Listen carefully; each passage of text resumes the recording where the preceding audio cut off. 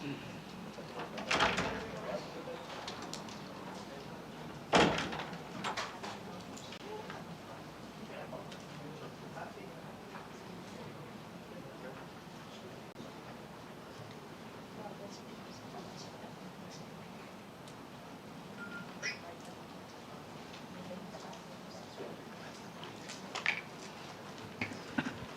good morning, everybody. The 39th regular meeting of the Committee on Transportation is now called to order. Please rise for the invocation. May I request Congressman Ador to lead the opening prayer. Let us now bow our heads and put ourselves in the most holy presence of God. Heavenly Father, thank you safely for gathering us today as we continue to perform our mandates and duties. May this exercise yield positive results to make us worthy of your blessings despite our shortcomings and failures. Once again, we humbly invoke your presence in today's meeting as we tackle an important transportation measure in our agenda. Lend us your wisdom to act objectively and fairly towards achieving the purposes of the measure. Inspire us always to serve with sincere commitment and utmost enthusiasm for the benefit of our people and country. All this we ask in your mighty name. Amen. Thank you very much, Congressman Plato. Everybody, kindly sit down.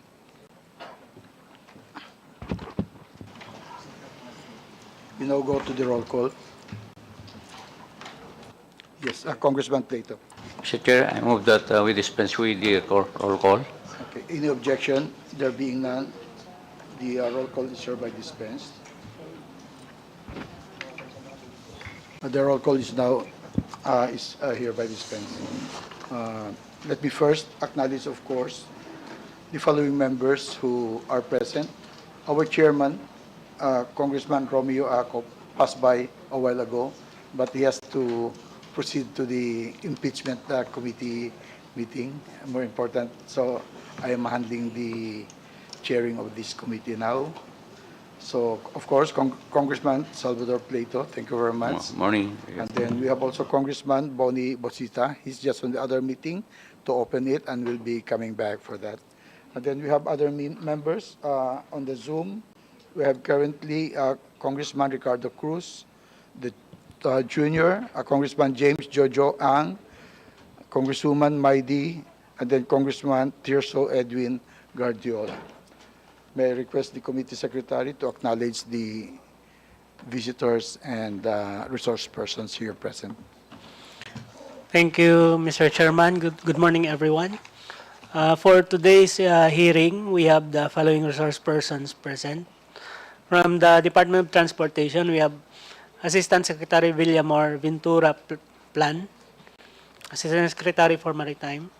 From the Philippine Coast Guard, we have Admiral Ronnie Hill Gavan, Rear Admiral Juven Fabul, Commodore Alger Recafrente, Commodore Maclimot, Commodore Teotemo Borja Jr., Commodore Santillanosa, Captain Donet Dolina, Captain Lihani D., Captain Oliver Tanseco, Commander Jetro Padama, Commander James Brandino, Commander Adonis Banez, Commander Michelle Bencito, Commander Luiliza Perio, Lieutenant Mark Joseph Tampiok, Incendiana Domini Solatan, and PO1 Chona Ricamata.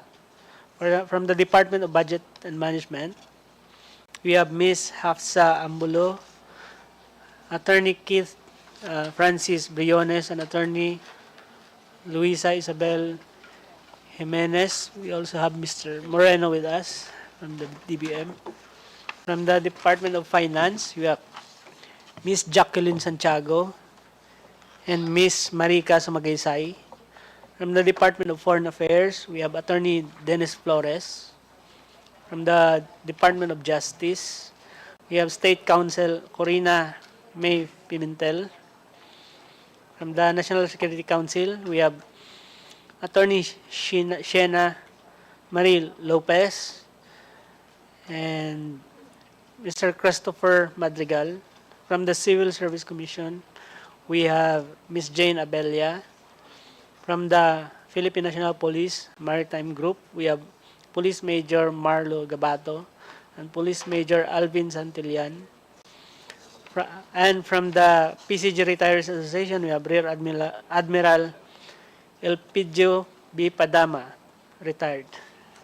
That's all for now, Mr. Chair. Yes, thank you very much, Comsec. Yes, my distinguished colleagues, members of the Committee on Transportation, and of all honorable guests, good morning. On behalf of our committee chairman, the Honorable Romeo Acop, I would like to thank and welcome the presence of everyone in today's meeting, especially House members who are busy campaigning for the upcoming elections. Although we are in recess, we called this meeting to tackle House Bill number 11433, titled An Act Strengthening the Philippine Coast Guard by Introducing Policy and Organizational Reforms. Before we continue, I would like to request the Honorable Salvador Plato to temporarily act as presiding officer so I can sponsor my bill. Congressman Plato, kindly take my seat. Thank you, Mr. Chair. Okay, stay here.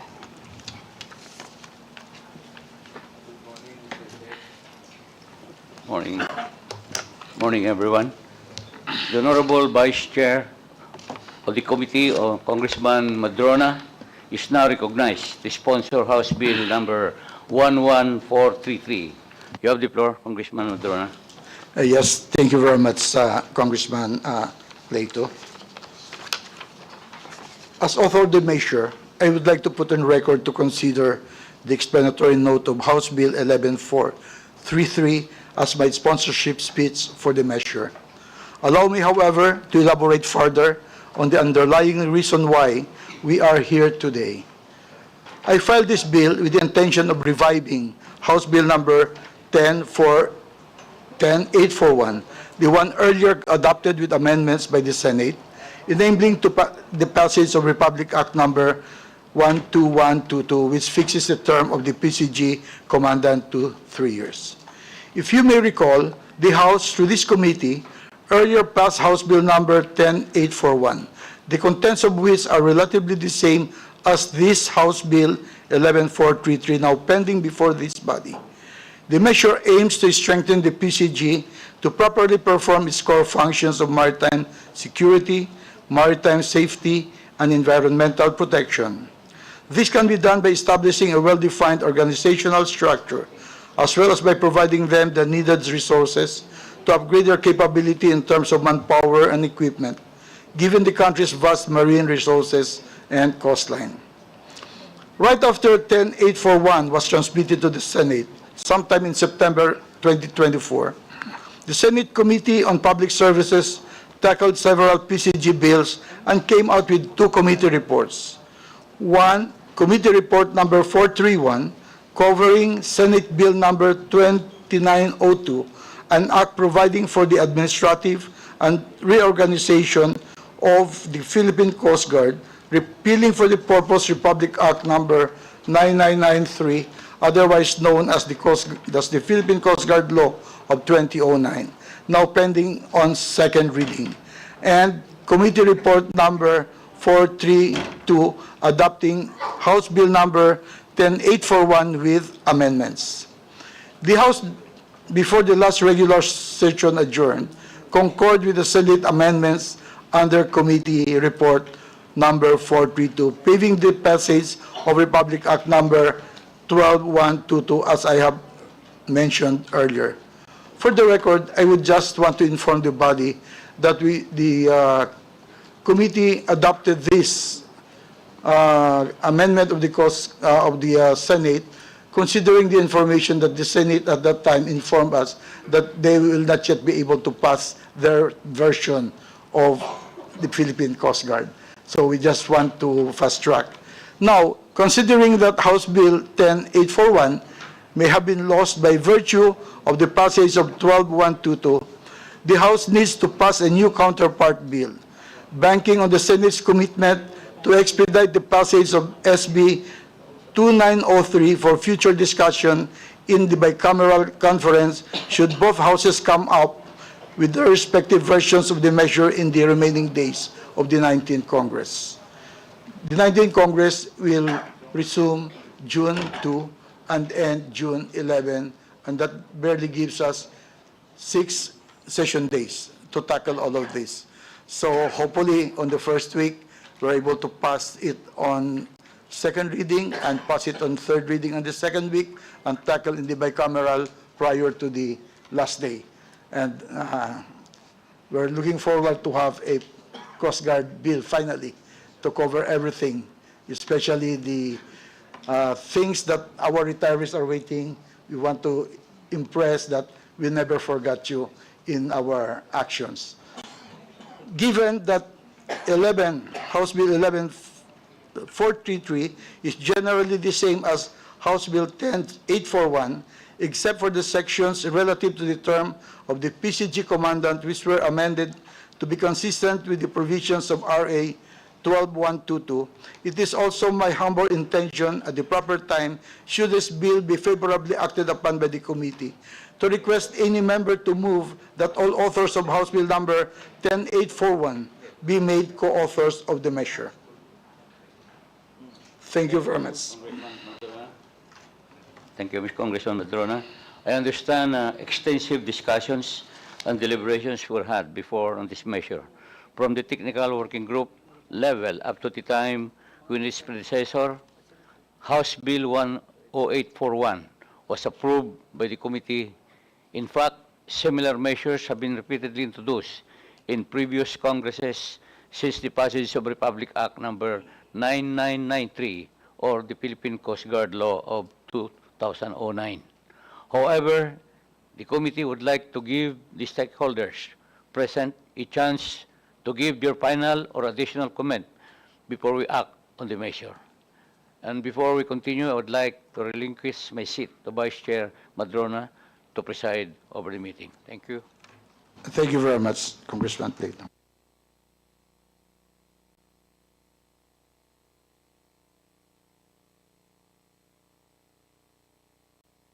Yes, Committee Secretary. Mr. Chairman, I'd just like to acknowledge other guests present in our meeting today. We have from the OTR, ASEC Hector Villacorta, and from DBM, we have Director Tricia Baraan and Mr. Nihal Palalna. Thank you very much. So we now go to the chair is now open to recognize anybody who want to, how do you call that, to let us share their position. May I acknowledge the Commandant, Admiral Ronnie Hill Gavan. Thank you, Your Honor. Foremost, I'd like to manifest our sincerest gratitude to the House of Congress for the passage of Republic Act 12122, which obviously has allowed this representation to be here today. Thank you very much for that, Your Honors. I'd like to also thank the Honorable Congressman Romeo Acop, the Chairman of the Committee on Transportation, for paving the way for us to be here today. And also the champion of the Philippine Coast Guard, of the modern Philippine Coast Guard, Representative, or shall I say Rear Admiral Leandro Madrona, sir, and Congressman Salvador Plato, sir. To the other members, other distinguished members of this committee, my colleagues in the executive branch of government, of course, our very own Department of Transportation, colleagues from other departments, my team from the Philippine Coast Guard, including the retirees, led by Vice Admiral Padama, and Vice Admiral Edmonton, who, by the way, sir, really took the time to be here today. He is actually also attending an equally important activity today, but he chose to be here with us today. Um, of course, Congressman Busita, sir, or Senator Busita, sir. Attorney Jan Paloncillo, sir, thank you very much.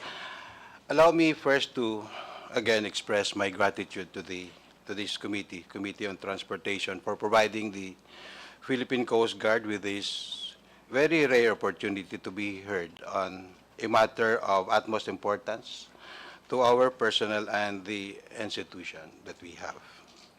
We are truly grateful for the collective effort of the members of Congress in championing measures that seek to strengthen the Philippine Coast Guard and enhance our capability to fulfill our broad mandates to ensuring maritime safety, maritime security, and marine environmental protection.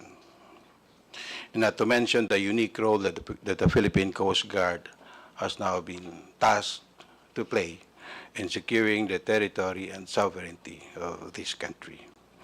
The bill before us today is a product of extensive consultations and deliberations, which transcends terms and tenures of the members of Congress.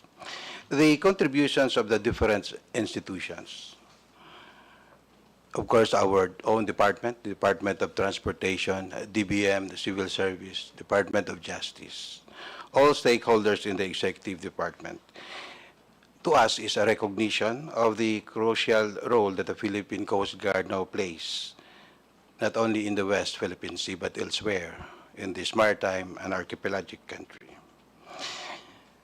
For that, we are very, very hopeful that this measure, which is very necessary to enhance our policy and organizational initiatives to reform, will be given due course. Those involved in the crafting of this proposed legislation understands that a stronger and more responsive Philippine Coast Guard always starts with the welfare and well-being of its personnel. This bill seeks to address the operational and administrative gaps within the organization. It also aims to ensure that our personnel are equipped with the necessary capabilities to perform the tasks that this House has tasked us to do. The measure further proposes broader institutional reforms, which we believe must be pursued with conscientious resolve as a people, to ensure that the Philippine Coast Guard remains responsive to the evolving geopolitical challenges in maritime governance, especially against the backdrop of the geopolitical shifts that we are in now. I respectfully and earnestly appeal for the timely approval of this measure by strengthening the Philippine Coast Guard. We believe that by strengthening the Philippine Coast Guard, we are in effect also strengthening our nation's capability to respond to threats, to emergencies, and other humanitarian needs, to allow us to evolve and adapt to this ever-changing world. As what I've said during the first session for the previous bill passed in this House, we are here in recognition that we are just a creation of the people. So we are here again resubmitting ourselves to be recreated by you, because we recognize that we can only be what the people wants us to be. Thank you very much, everyone. Thank you, sir. Thank you very much, Commandant Gavan. May I recognize too, in Zoom, the presence of Congressman Antonio Ferrer and, of course, our Vice Admiral Edmond Tan. Sorry for the miss-off. So any other from the resource persons? Can we hear from the DOTR? Asek Villacorta.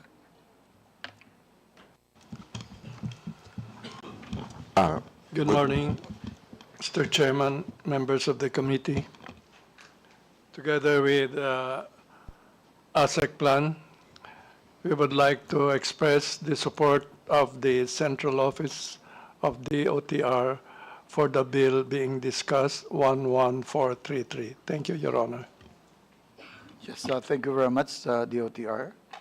Yeah, any other government agency? DBM? Good morning, Mr. Chair. I'm Trisha Baraan po from the DBM.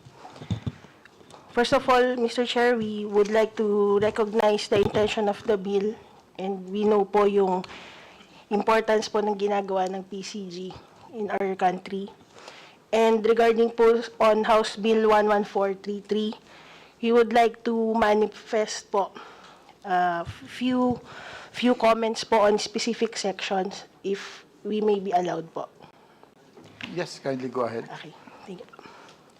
On Section 3 po, mentioning na by kilometer po yung requirement ng PCG personnel. Baka po pwedeng, baka estimate po ng specific number kasi mahirap po nating ma-estimate din po yung magiging funding requirements po nito. Yes, Attorney Tricia, if you will note, that provision is specifically while saying that it is 3 personnel per kilometer, it is subject to DBM, right? But with all due respect, at the appropriate time, we're intending to, how do you call that, to amend this provision on the floor in accordance with your concerns. That is duly noted. Thank you. Thank you po, Mr. Chair. And on Section 7C, on the meaning of non-uniform personnel, we would like to propose po a definition to be clearer po. So instead of non-uniform personnel, we would like to state the same as civilian employee, which shall refer to non-uniformed, permanent, temporary, contractual, and casual personnel whose appointments are being attested by the Civil Service Commission. I think the proposed amendment is noted. At the appropriate time, we will include that in our amendments on the floor. Okay. Thank you, Mr. Chair. And on Section 12 po of the bill, specifically on the tenure of the personnel, we note lang po na may difference po siya from the AFP. Like yung Commodore po, Captain, and yung Chief Petty Officer. Sa bills po kasi nakalagay either 5 years or 10 years, but sa AFP po, 3 years or 8 years lang. But we respectfully defer po to AFP and PCG kung Yes, okay po sa kanila. Commodore Gaban, any comment on that? Yes, sir. Thank you, Your Honor. For the Philippine Coast Guard, we will defer to the wisdom and the law of the AFP. Okay, so the committee will take note of that and again introduce the necessary amendments on the floor. Thank you po, Mr. Chair. On Section 16, which states that the non-uniform personnel shall establish their own plantilla positions, we have reservations on that specific wording po.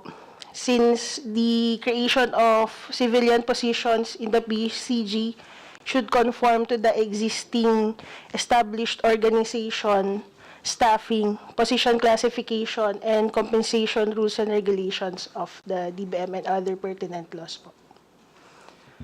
Kindly rephrase and submit formally to us. And again, for consideration to be tackled on the floor as an amendment. Thank you po, Mr. Chair. And on Section 28 on emergency and medical assistance for PCG, we note po na may hospital na po ngayon ang PCG and may funding naman po siya sa GAA. So, Yes. baka po hindi na ito kailangan. Admiral Gavan? Thank you, Your Honor, sir. Sir, we are really appealing to have that provision included, considering that the Philippine Coast Guard is broadly dispersed across the archipelago. while we might have a hospital in the National Capital Region, it cannot address the needs of our people in the countryside. So it is more practical, it is more responsive to have an emergency medical fund to cover the needs of our people.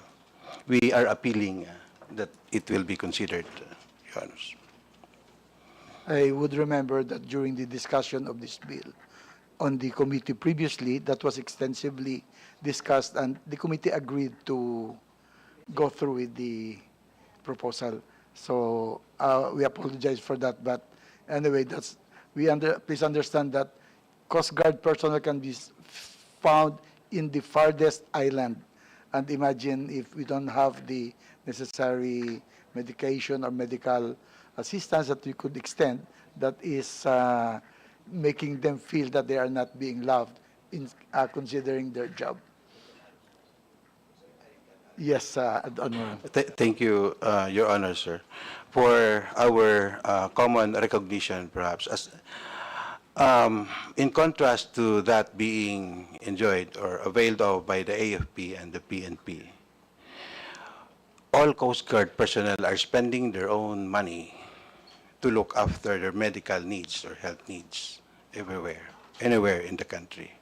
We are the least supported in terms of, or in fact, almost not supported insofar as our medical needs concerned. We are only enjoying the medical support being availed of by the regular citizens of this country, those who are not subjected to harm's way.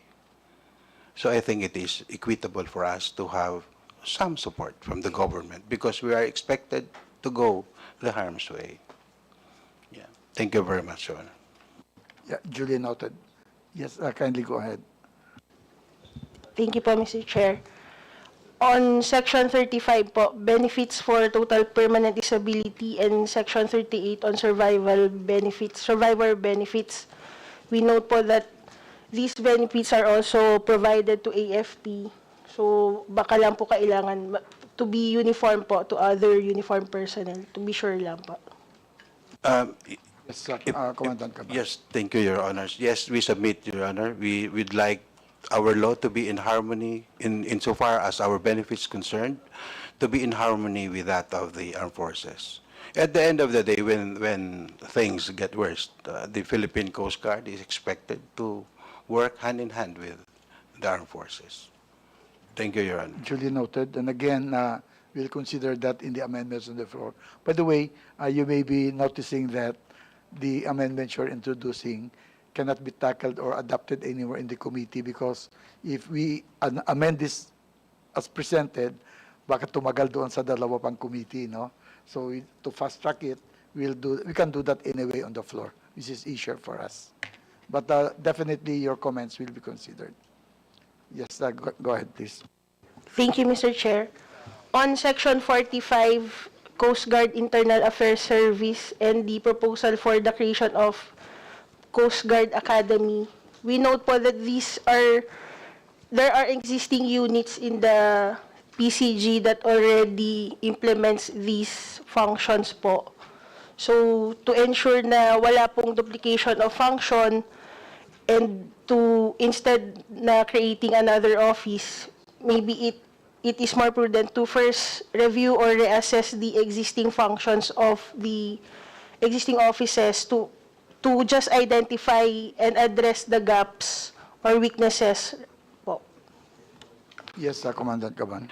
Thank you, Your Honor. The intention is to formalize the creation of that very critical unit, noting that it must enjoy some degree of autonomy from the rest of the organization because it has to address the very sensitive matters, the internal issues in the Coast Guard. So the interferences from the superiors should be minimized, if not firewalled. The establishment of the Coast Guard Academy is very critical for us. It is, in fact, a fundamental requirement for us because we can only be as good as the leaders that we have. And the Academy is there to shape the future leaders of this country. We are now at the stage, we are actually in a crossroads now. the Philippine Coast Guard is losing officers who graduated from a laboratory environment. We are broadly sourced, and there will come a time that our officers will become too heterogeneous that unity of effort can suffer. So we'd like to have an academy to come up with a collective of leaders who will be able to undertake the mission's tasks to us. So we need an academy, a laboratory environment to shape the best of our youth to lead the Coast Guard. Yes, that's noted. And for the record, again, this is one among those extensively discussed too in the committee and in the TWG, and we agreed with the Coast Guard's position. Yes, thank you. Thank you, Mr. Chair. And on the earmarking of funds under Section 49 and 54, we note po the proposed creation of the PCG Trust Fund, and on the appropriations provision, may specific amount po doon na naka-indicate for the purpose. We kindly note po the position of the economic managers on earmarking of funds, and we just want to express po na any funding for the PCG are included in the JA. So we recommend that the same moving forward, the budget of the PCG be also included in the JA, subject to the usual budget process po. Thank you, Mr. Chair. Yes, duly noted. But for the record, we would want to inform the good attorney that this was tackled extensively by the Committee on Appropriation. And for purposes, for the record possibly, while it is still in the bill as proposed, the modernization provision will be probably deleted, and it would, we are coming out with a separate modernization bill later on in the next Congress. So we will simplify all of those for your information. Thank you po, Mr. Chair. And finally, we would like to ensure lang po na there will be no double compensation for both PCG personnel, uniform and non-uniform personnel po. Thank you, Mr. Chair. Yes, that's duly noted. So thank you very much, Attorney Tricia. We would appreciate if you could kindly formalize your recommendations for the record. Thank you very much. Department of Finance. Good morning, Mr. Chair, and to everyone. I am Marcia from the Bureau of the Treasury. We would like to express that the Bureau supports the objectives of the bill. However, Mr. Chair, we have reservations on the proposed creation of modernization fund. But as you have mentioned earlier po, that this will be tackled in a separate bill, I think. So that's only our reservation po. And we hope that the funding requirements will be included in the GAA, subject to fiscal programming of the government. Thank you.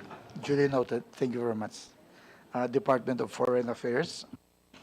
Good morning, Mr. Chair. Good morning to Commandant Ronnie. Good morning also as well to everyone. So the department actually supports the objective of HB 11433. But we have already also submitted our position on this on certain provisions. We would just like to reiterate them here on the floor, sir. So particularly on Section 4, powers and functions of the PCG, we would just like to reiterate again on the importance that provisions from UNCLOS, the United Nations on Convention on the Law of the Sea, especially Article 73 of the law, be included. I don't want to specify on what provisions these are anymore, since it will be tackled, as what was said earlier, it will be tackled in a different session. And also, perhaps we would allow the PCG through the Department of Justice to file complaints as appropriate and necessary. And lastly, also on Section 4, to have the PCG the authority to seize and search and seize vessels in accordance with UNCLOS and also other international maritime instruments. And another one is on Section 24 on the Maritime and Coast Guard Attaché provision. We would just like again to reiterate that it should only be optional, not mandatory.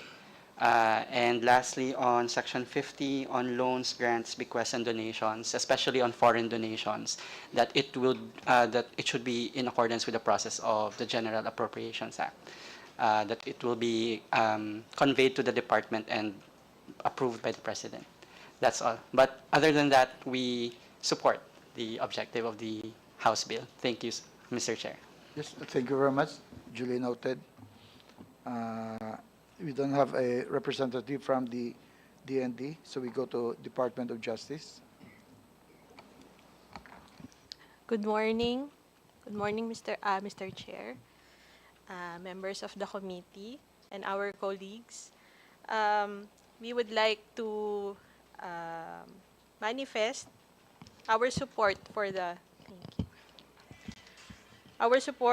proposed institutional improvements to the Philippine Coast Guard. We have a we have a draft position paper on the subject bill, which is still pending review. However, if you will allow me to share some of our comments, minimal only. Yes, kindly go ahead. Yes, so one of our comments is, in case of specific functions that are identified and added in the bill, such as the auction power, the power to auction of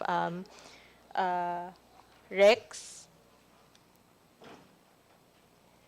as well as the additional function of the legal service of the PCG and the DOTR.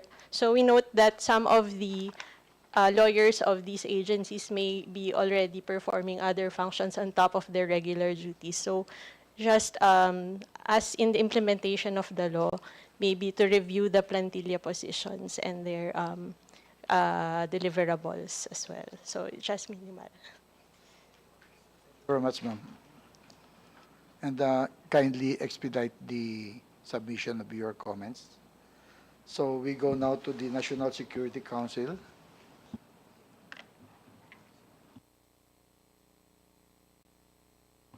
Any representative from the NSC? Yeah, there being none. Civil Service Commission, ma'am. Yes. Good morning, Chair. Good morning, Commodore Gavan, and good morning, everyone. I'm Jane Abella from the Civil Service Commission. We would like to manifest our support to the objective of this House bill on the modernization of Philippine Coast Guard. And the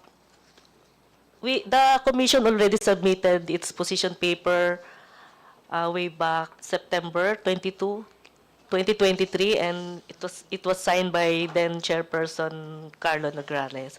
And we would like to reiterate our comments there, particularly on the appointments of uniform personnel. Kasi, di ba, it's the Civil Service Commission's mandate to ensure that all appointments are in accordance with the merit and fitness principle. And yung kasing for the longest time, kasi hindi nagsasubmit ang Philippine Coast Guard ng appointment ng uniform personnel for attestation ng civil service. So, only for non-uniform personnel or civilian employees, yung nagsasubmit sila. Pero yung sa, kasi di ba yung ating Bureau of Fire, uniform personnel sa Bureau of Fire, Bureau of Jail, PNP, yung mga uniform personnel, appointment ng uniform personnel nila ay they are being submitted to the Civil Service Commission for attestation. So itong sa Coast Guard ay hindi po nagsasubmit na appointment. Commandant Gaban. Thank you, Honorable Chair.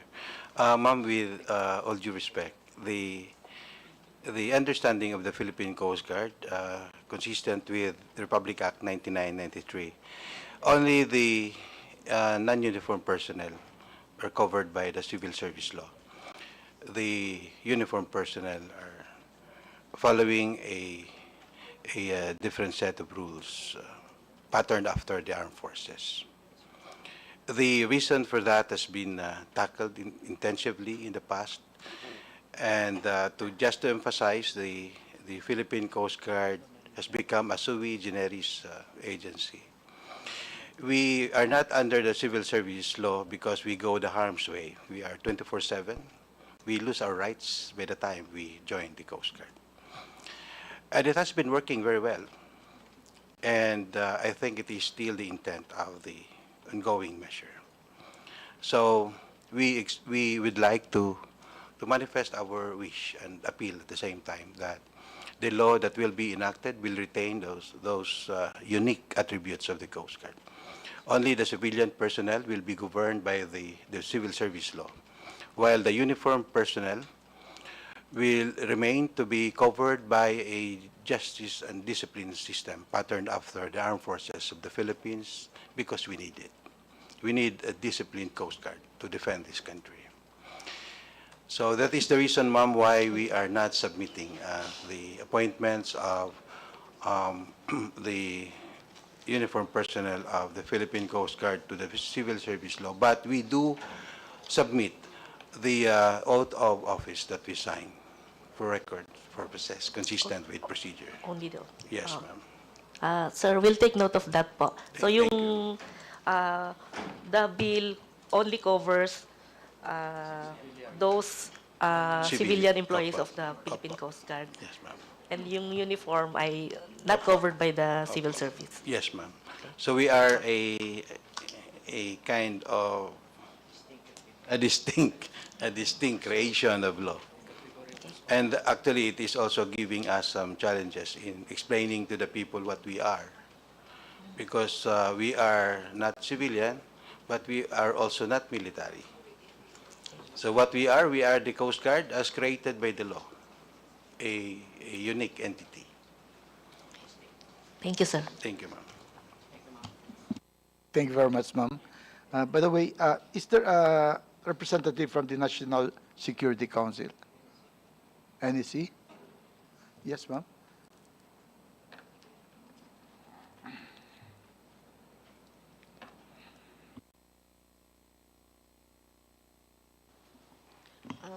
Good morning, fellow workers in the government. Mr. Chair, we are in support of the passage of the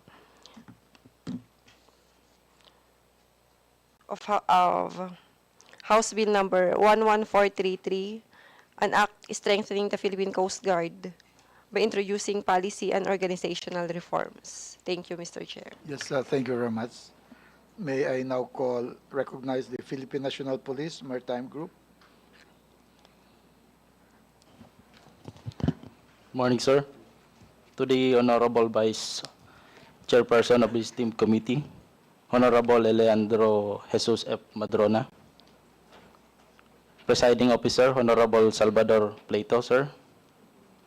Other members of the committee, fellow resource persons, and other distinguished attendees, a pleasant morning to everyone. I am Police Major Alvin De La Torre Santillan, Chief Plans and Program Section of the PNP Maritime Group, together with Police Major Marlo Gabato, appearing before this honorable committee as the designated representatives of our Director, Police Brigadier General Jonathan A. Cabal, who, despite of his strong desire to attend this hearing personally, is presently engaged in another equally significant official commitment.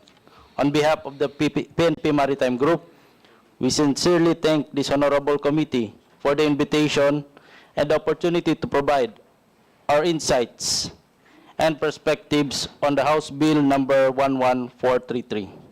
We acknowledge the importance of this legislative measure and stand ready to contribute meaningfully to the discussions to ensure its effective and comprehensive deliberation. The PNP Maritime Group fully supports the proposed bill entitled An Act Strengthening the Philippine Coast Guard by introducing policy and organizational reforms. And while the PNP Maritime Group fully supports the passage of the proposed bill, this group respectfully seeks further clarification from this honorable committee regarding the proper interpretation of some provisions therein. It is imperative that the roles, responsibilities, and legal implications of these provisions are explicitly defined to prevent any ambiguity that may lead to the jurisdictional conflicts or operational inefficiencies among law enforcement agencies. First, on Section 4 of the proposed bill sets forth the PCG powers and functions. The powers of functions incorporated in the proposed bills are identical to the provisions outlined in the Republic Act number 993. However, the scope of the legal implications on the paragraph K, L, and M warrants further clarification, particularly concerning the precise context of the PCG authorities in carrying out these functions. Section 4, paragraph K says that investigate and inquire into the causes of maritime incidents involving death, casualties, and damage to properties. Section 4, paragraph L, in coordination with other relevant government agencies, enforce and maintain maritime security and prevent or suppress terrorism at sea in accordance with pertinent laws and regulations. Section 4, paragraph M, assist in the enforcement of laws on fisheries, immigration, tariff and customs, forestry, firearms and explosives, human trafficking, dangerous drugs and controlled chemicals, transnational crimes, and other applicable laws within the maritime jurisdiction of the Philippines. This group respectfully seeks clarification from this honorable committee on whether the terms investigate, enforce, prevent, or suppress, and assist are used in these provisions expressly or impliedly confer authority upon the PCG, particularly on the power to initiate and file criminal charges for the offenses enumerated therein.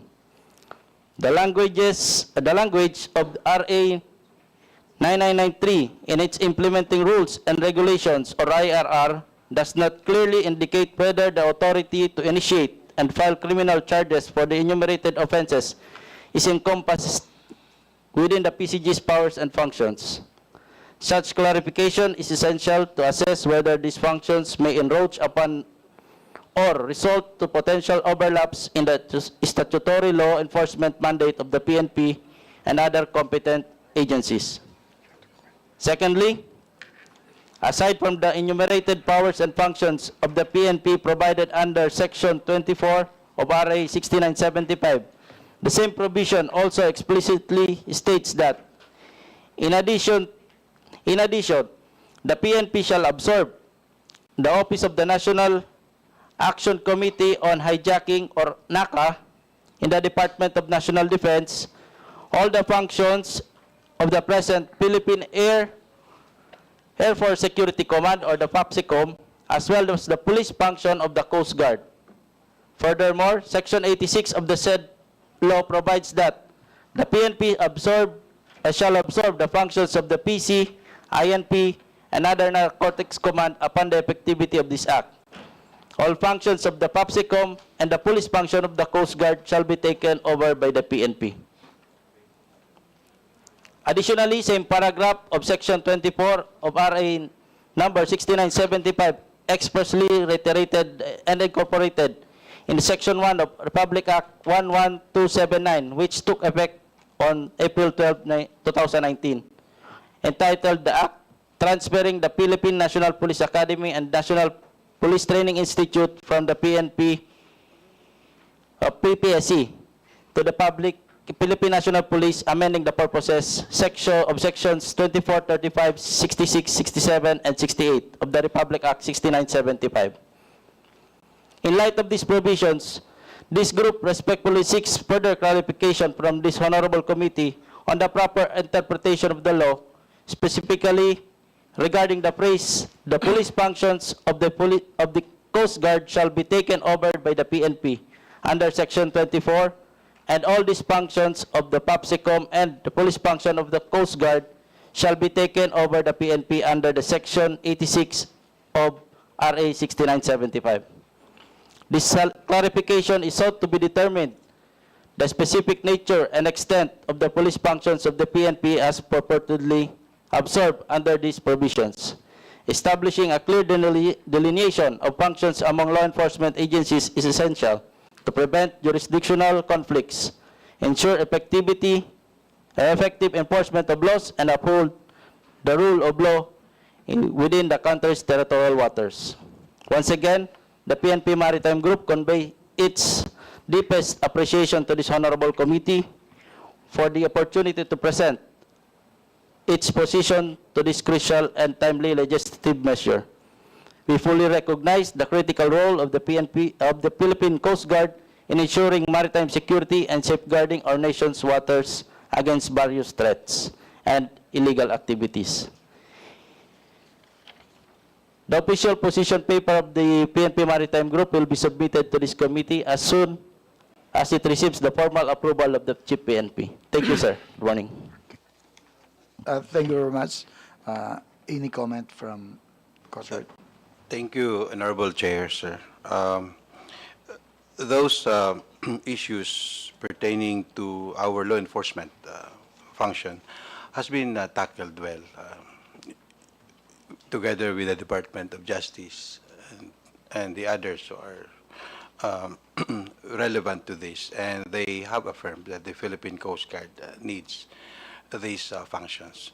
And I think the reason why we're here is we'd like to evolve, we'd like to adapt to the changes that we have recognized in the field. There are voids in the existing legal frameworks that we have, and we must address those because this will be open to exploitation by the syndicates, by the criminals. And I think it is the reason why we're here. We have to adjust the law to be better. Thank you, Mr. Chair. Yes, sir, thank you. Kindly expedite the submittal of that position paper. Rest assured that we will again review our position, but as stated by the Commandant, we really extensively discussed this in the TW that we had previously. No? So we'll just have to go back to the records, and then rest assured that any inconsistencies or how do you call that, doubts that need clarification will be considered by us in our final submittal to the floor. Thank you very much. Thank you, sir. We will comply, sir. Yes, may I may acknowledge the presence of Congressman Ambrosio Cruz as resumed. No? Thank you very much. And may I now call the PCG Retirees Association.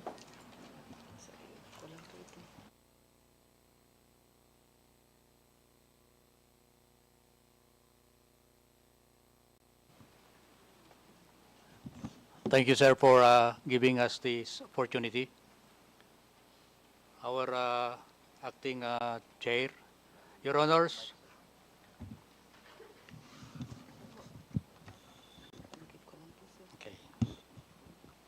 thank you very much, Mr. Chair, and Your Honors. On behalf of the PCG retirees, I would like to express our heartfelt gratitude to the committee for giving us again the opportunity to reiterate our support to the House Bill number 11433. We, the retirees, do not ask for more than what we deserve.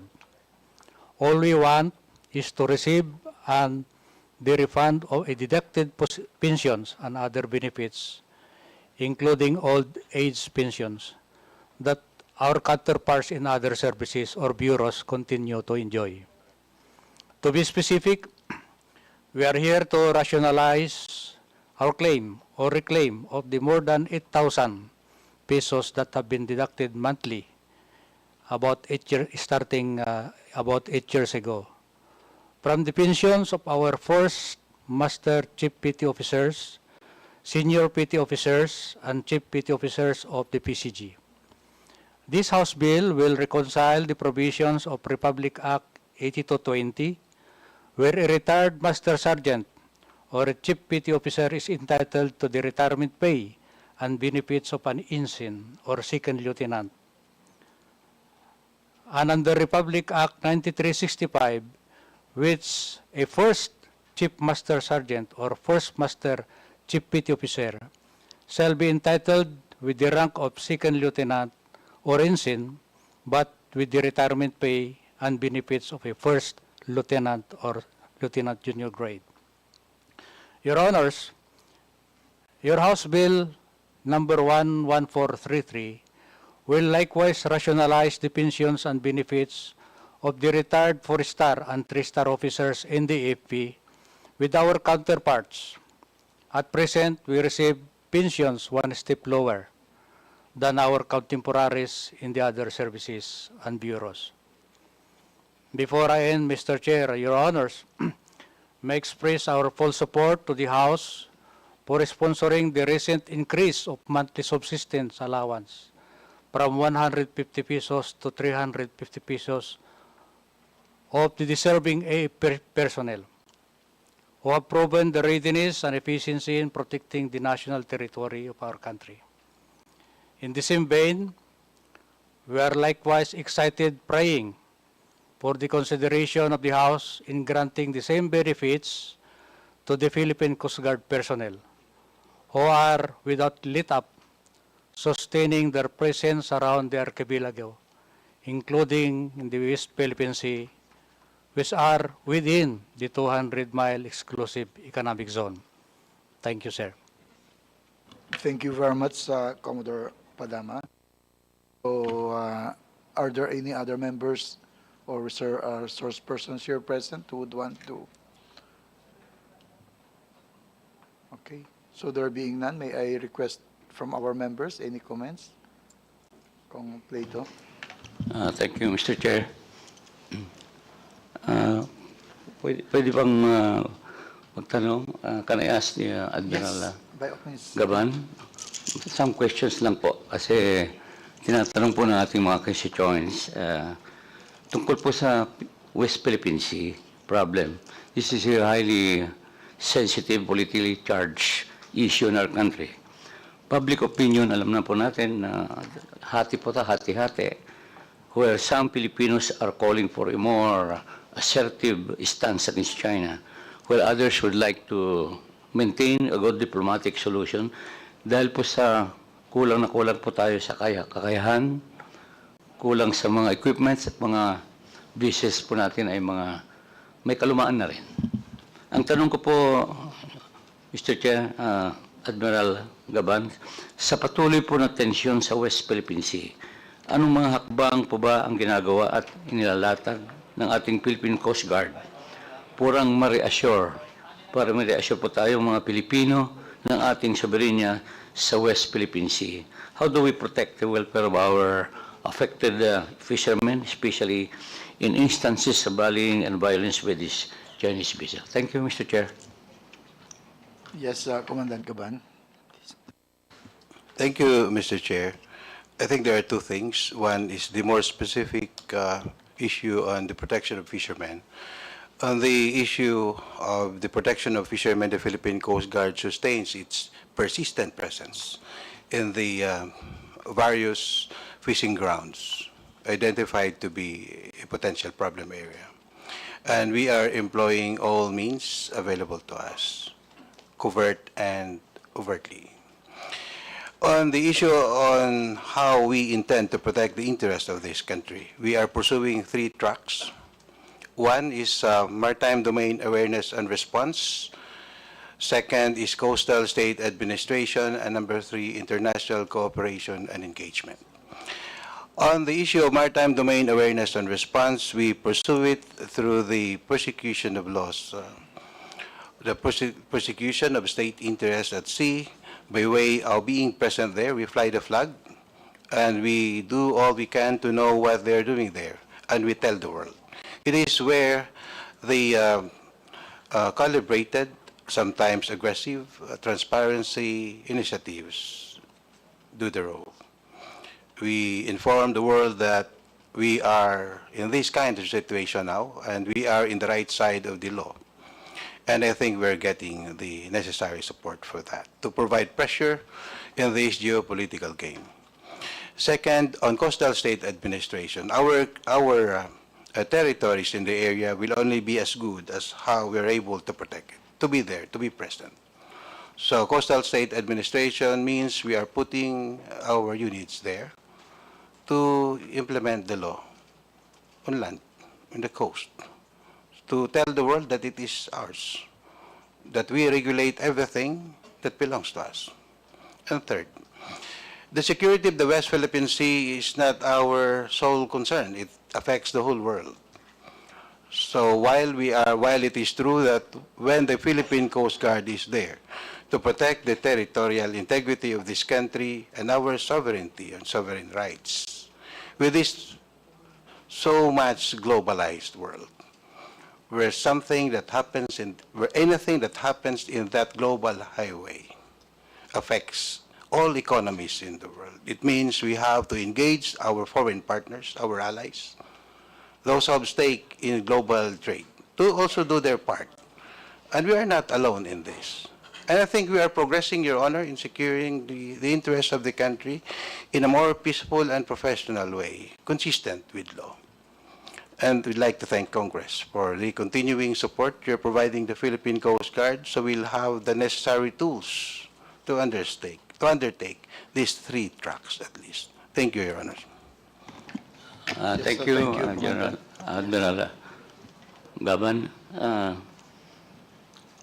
Ngayon lang, curious lang po ako, no? Kasi paano natin nagagampanan ng pagbabantay ng ating mga coastlines? Ang statistics na nababasa ko kasi, mga panlima po tayo sa pinakamahabang coastline all over the world. Mga 36,000 kilometers, more or less, saka 22.5 miles. Paano natin nagagawa? Paano pagbabantay po nito? Thank you, Mr. Chair. Yes, Commandant. Yes, Mr. Chair, thank you very much. With the expansion of the personnel complement of the Philippine Coast Guard, we also established a program we call iCare, or the Intensified Community Assistance, Awareness, Response, and Enforcement.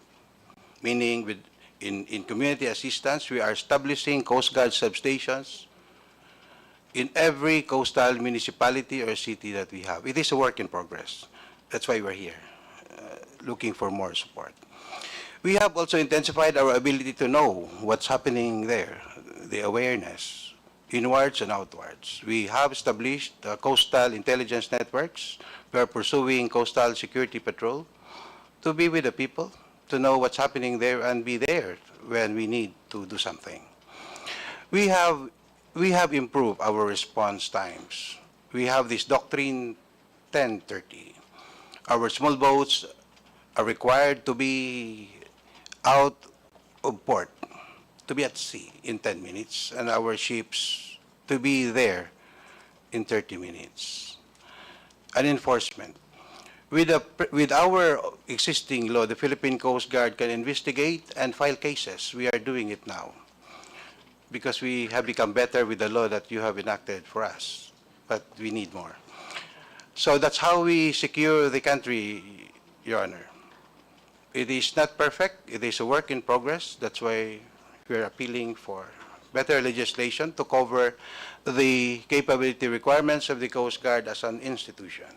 We recognize, Your Honor, that a capability, that an organization to be strong, it needs 3 things, 3 key elements. The authorizing environment, or the law that defines what it is, the public value that we should achieve, or the value of the services that we do for the people, which is defined by law, and the assessments that we do, and the operational capability that will translate the law into real public service. So we recognize that, Your Honors, and that's why we're here, appealing again to be recrafted by you, because we are just a creation of you. Thank you, Your Honor. Thank you, Admiral Gaban. Rest assured that I fully support this bill. As a member also the appropriations. Saan po nyo na madadagdagan natin ang pondo nyo? Thank you, Mr. Chair. So thank you, Congressman Plato. Congressman Bosita, any comments?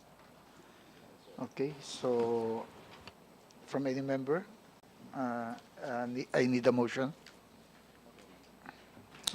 Mr. Chair, after hearing the overwhelming support of the concerned agencies, I move for the approval of House Bill number 11433, subject to style, noting all the suggestions and comments which shall be considered in finalizing the bill.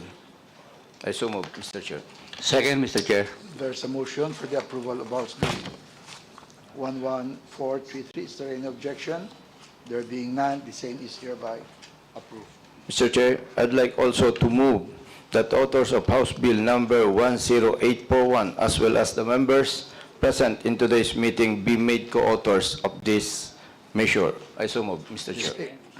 Okay, there being no objection, the same is approved. So before we adjourn, I would like to, hearing none, the motion is hereby approved. Committee Secretary is hereby directed to immediately transmit the measures to the Committees on Appropriations and Ways and Means for their comments in preparation for the filing of the measures committee report. For the record, it will take us again another, the whole, just before election to finish this, and after election, we'll have to work it out that we are placing the agenda on the first week for us to be able to finally have this approved in concurrence with the Senate version. Admiral Gavan. Thank you, Your Honor. On the final note, I'd like to take this opportunity to again manifest the sincerest gratitude of the Philippine Coast Guard to Congress for the overwhelming support that you've been giving the Philippine Coast Guard and to our colleagues in the executive department, Your Honor. With the support of the President, the support of the Senate, the support of Congress, and the support of the people that we enjoy, we in the Philippine Coast Guard believes that there's no reason for us to fail. We just have to continue moving forward, adapt and evolve and adapt, so we will get there. We are really sincerely hoping to position the Coast Guard to be the most able Coast Guard, the most capable Coast Guard in at least Southeast Asia in the next 5 years. And we need your support. Thank you very much, Your Honor. Yes, thank you very much. So before we adjourn, I would like to thank each and everyone for your presence and active participation in today's hearing. We hope to see you again in the future discussion of this measure. Incidentally, after the Committee on Ways and Means and Committee on Appropriation will give their comments, the final version of this bill will still be tackled in the final meeting of this committee prior to our resumption for it to be approved, no? So may time pa po kayo na makapagdagdag to check everything, no? But what is important in today's meeting is I am very thankful because your participation today is a participation that will resonate in the whole Philippines because we are making our country very safe for all our residents. Coast Guard is really everywhere, and that Romblon being, we are composed of 22 inhabited islands. I can testify to that the Coast Guard there is making a great help for us to be protected. And that's exactly what it's doing too in the 7,000 plus islands of the Philippines. No? So again, marami pong salamat.